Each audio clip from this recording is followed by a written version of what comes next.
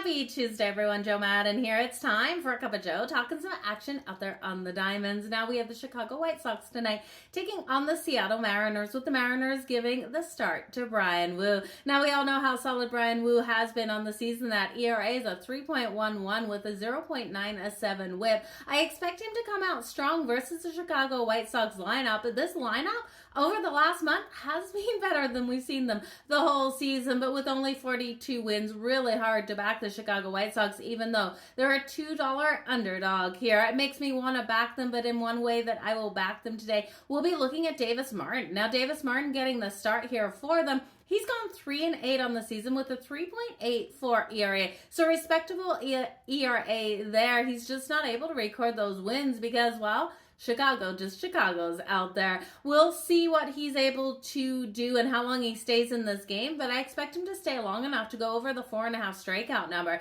Over 4.5 strikeouts for Davis Martin coming in at plus 108. I love that number that we're getting there on his strikeouts. You look at his last matchup versus the Phillies. He was able to record 7 strikeouts and 3 of his last 4 going over that number of 4.5 strikeouts as well. And if you're giving me plus money, sign me up. Now the Seattle Mariners coming out here. They've upgraded their offense really with Josh Naylor and Geno Suarez, and I do think we're going to see those runs coming in this game. So if you just don't want to do anything with the Chicago White Sox, I would look at the first 5 over 3.5 runs, but it's too juiced at minus 152. Maybe a parlay piece for you guys. I do think we go over that number of 7.5 though for the full game, coming in at minus 110. It should be a great game between these two out there today. Enjoy all the action on the diamonds, you guys. I'll see you tomorrow for another cup of Joe. Cheers.